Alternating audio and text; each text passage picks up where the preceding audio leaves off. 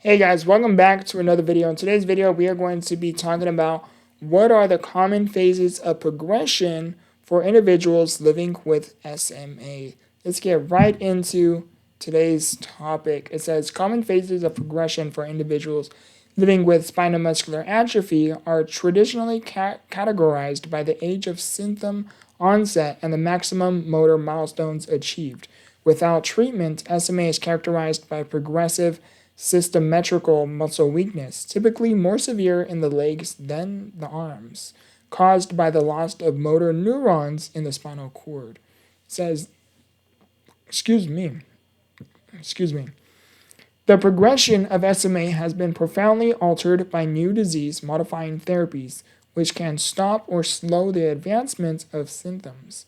Common progression phases, traditional and functional. Historically, SMA is divided into four main types, which define the unexpected progression. Type 0, the rarest and most severe form, with symptoms appearing before birth or shortly after. Infants have severe weakness and respiratory failure, typically resulting in death within the first month of life. Type 1, symptoms appear within the first 6 months of life. Children with type 1 typically never achieve the ability to sit independently, have profound weakness, and without treatment often require respiratory support by age 2.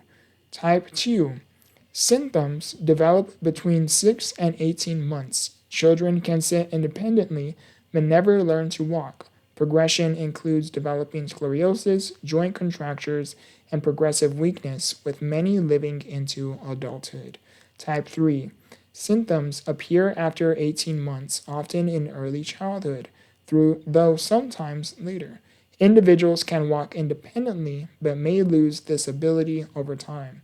Type 4, symptoms arise after age 21 and progress slowly. It is characterized by mild to moderate muscle weakness, with individuals typically maintaining mobility. It says key stages of functional decline.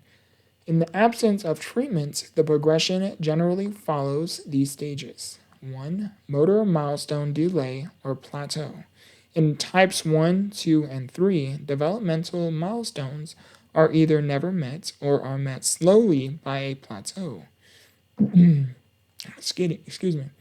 2. Motor function loss. A gradual decline in strength and function is observed.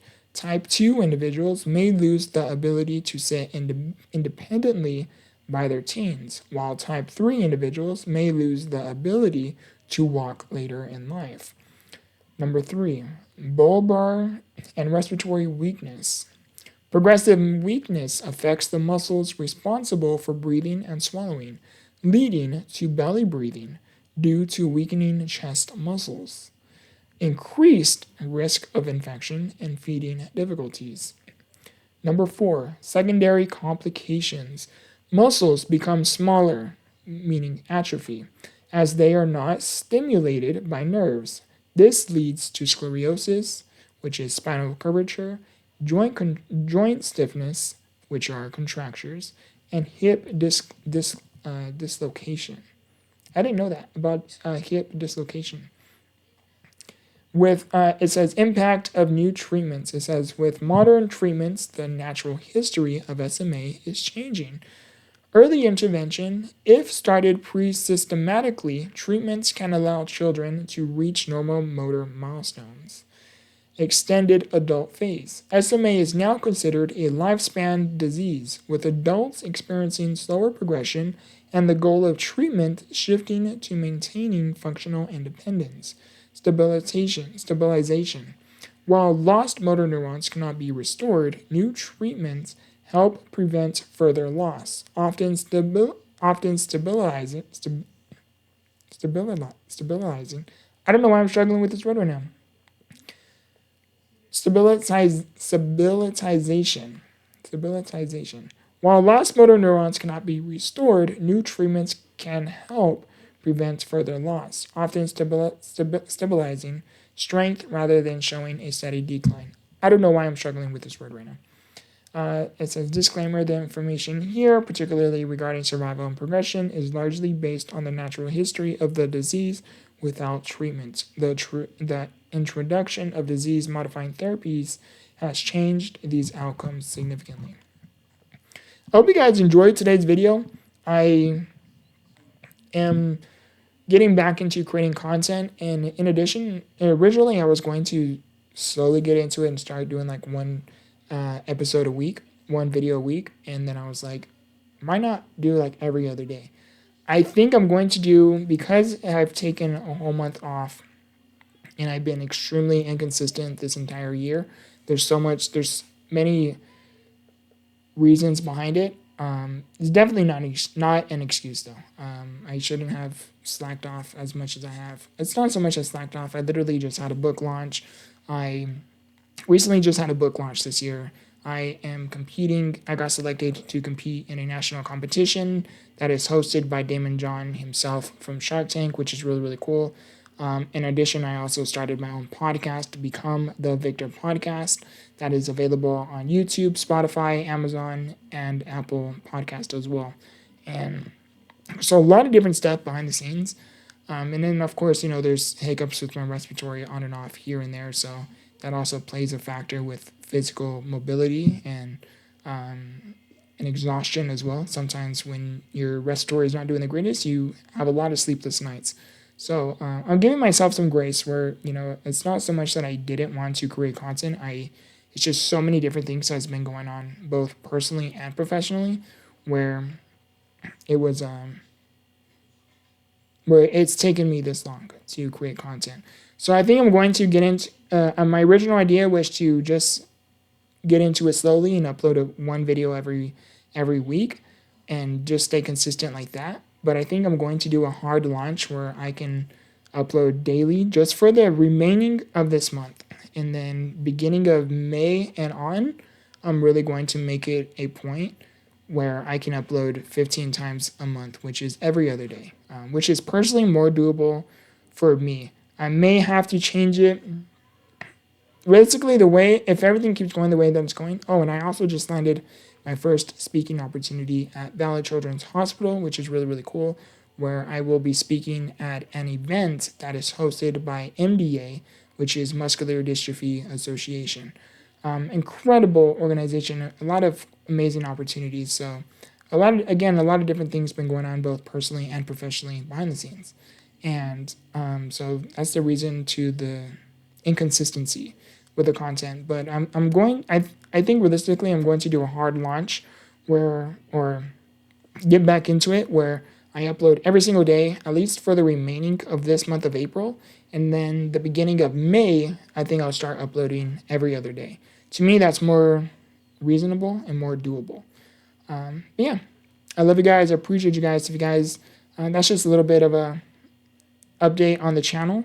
I apologize again for the inconsistency, but I do have a backlog of hundreds of pieces of content. So I am still fulfilling what I set out to do, which is spread SMA awareness. I just want to aim to be more consistent with it. And I even have another idea. I'm going to mention it here. I really, really have to think about it just because it's summertime. Summertime's coming up. A lot of different opportunities are going to start happening that I can kind of see happening within the foreseeable future. And I'm thinking about starting another podcast on top of this one where I can still spread SMA awareness the way I have been, but also starting another podcast on top of this one where I interview people who have SMA themselves. And I've really been sitting on this thought today and really thinking about it. I've been thinking about it actually these past few days. And I'm really, really leaning more towards on actually making it happen. So let me know what you guys think about that idea. I really, really have to sit and think about that just because, again, I do have a lot of different stuff going on behind the scenes, and I do not want to overwhelm myself. Like, I have to factor into the equation that I'm feeling good, I'm feeling okay right now with my health and my physical mobility and everything. So, yeah, I can do it, right? Like right now, the way I'm feeling, I can start that project, that new idea. But then I also have to factor into the equation, okay, what happens if I fall under the weather? When I fall under the weather, what happens? I'm going to have a lot of sleepless nights. My respiratory is not going to be doing the greatest, so it's going to be incredibly difficult to record content, or worse, I'm not going to be able to record at all just because of I'll be hacking and coughing and being so congested. In addition, I might end up in the hospital depending on the severity of how much I fall under the weather. What else? I have to factor like so many different things where, okay, if I'm good, like on the good days, yes, I can get it done. I can do it. On the bad days, I can get it done, but it's going to be very overwhelming. And then on the ugly days, meaning where maybe I end up in the hospital, obviously I won't be able to do it at all. And then in addition, I have all of these other projects to kind of manage and keep afloat as well. I'm really, really thinking about it. Let me know what you guys think. Would you guys like me to start a podcast where I interview people with SMA? Let me know. I'm genuinely curious on your thoughts. Is that something you guys would be interested in? I think it would be another great way to spread SMA awareness, where I'm not just spreading SMA awareness, talking about topics and information, but also getting individuals who have SMA from all different types of SMA, and they get to share their own life experiences. I think that's another great way to really spread SMA awareness, and I'm really thinking about starting that project. Again, let me know. I love you guys. I appreciate you guys. If you guys want to keep up to date with me and everything that I do, please follow me on Instagram at Victortheinspiration. The links also will be within the description as well. I love you guys. I appreciate you guys. And as always, remember, grow through what you go through. Much love.